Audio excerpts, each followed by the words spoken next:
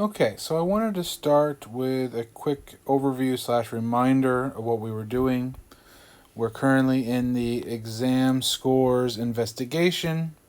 And remember, the idea is that we have the data from last semester, right? That is the data that tells us all the exam 1 scores from last semester. And then our goal is to try to compare that to the exam scores in our class this semester. Okay, so again, I'm just doing a review here. So last semester there was about 250 students that we had the first midterm exam take, and we have all the scores for that. You should have the data already saved in our Guru, right? We did that before. If not, I'll make some videos in our Guru showing you step by step on what to do. Then we have the data for this semester's first midterm exam. I don't believe I ever actually gave that to you. I will make sure to upload that on Titanium if I haven't already, so you'll have that data. And we're trying to answer the question whether or not this semester's scores are different than last semester's. So here's the kind of overall thing of what we're looking at here. We're looking at population data, and it's population data from last semester because that was the time that we had all the students' data, every single one of them. That makes a population. This semester's data is only for your class, not for everyone, so that's why it's going to count as sample data for this semester's class. And then what we're going to try to do is we're going to say, well, based on last semester's, what would have been a reasonable average score this semester for a class of our size? And then we're going to compare what we actually got with what we found from the idea for last semester. So the idea is we look at data from last semester, the population data.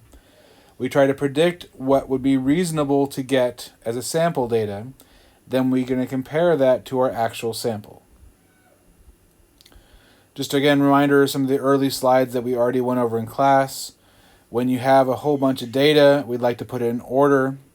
You can either put it in ascending order, which means you put the lowest number first and work your way up to the highest, or you could pick the descending order where you have the highest values first and go down.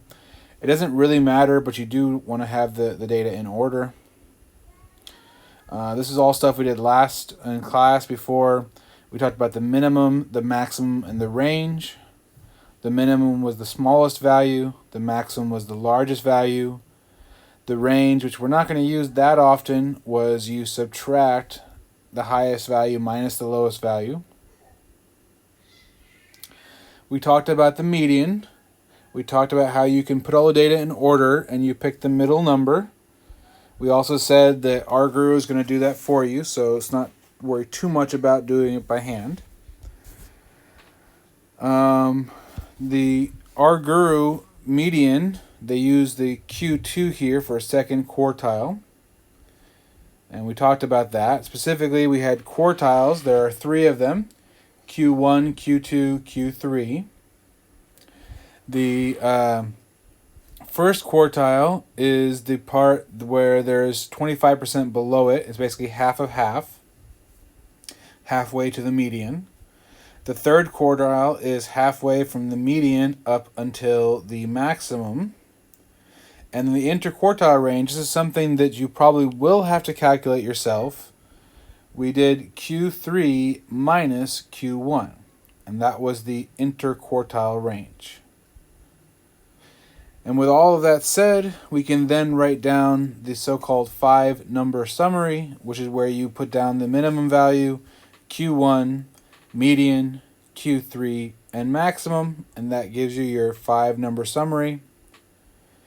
And what we can do with that graphically is we can make this thing called a box plot. And again, this is going to be given to you on our Guru. You need to interpret this. So you need to remember that the middle bar here, that is your median, right? That's what it says right here. And this top line that value is your Q3. And this bottom line, that value is your Q1. Then we have the maximum and the minimum. The only thing is they don't go to the true max or the true min. They go to the maximum that is not a outlier. And so again, we're going to have a formula for outlier, which I'll show you again on here. And our guru calculated these outliers for us already, so they've identified that. And you need to be able to look at something like this and interpret it. Interpret what it means. So these were the formulas for outliers. So the idea is we go ahead and calculate the interquartile range, calculate the lower fence and the upper fence, and then we use those to decide whether something's an outlier. Again, I'm not going to do a lot of work right now. This is the review video. If you have questions, then feel free to ask me.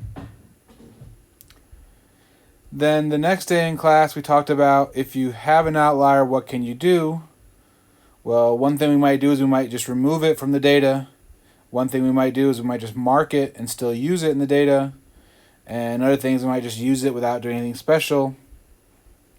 Just depends on what you think is the best choice. These were the different things that might cause outliers. It could just be the fact that things vary, and sometimes you get really high or really low numbers. It's going to happen naturally. Then it could be an example where you have a mistake, where you recorded the wrong number. That's one where you'd probably want to remove it.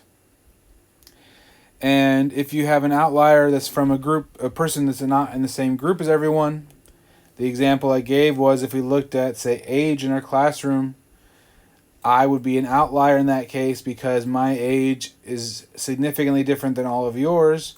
But the reason why that's happening is I'm not really in the same group as you. You're all the student group, and I'm the professor, so it's not the same group. That would be this third category here. Okay, so we did these here. Then we talked about histograms. So the idea of histograms is it groups up the data, and it says how many times each range of values happened. And we talked about how you can change your bin size and so on. Bin is how wide these things are. And this is where we stopped. So I will end this video here, and I'll pick up with another video at this slide, and we'll keep going on and try to really talk about what's going on with these things.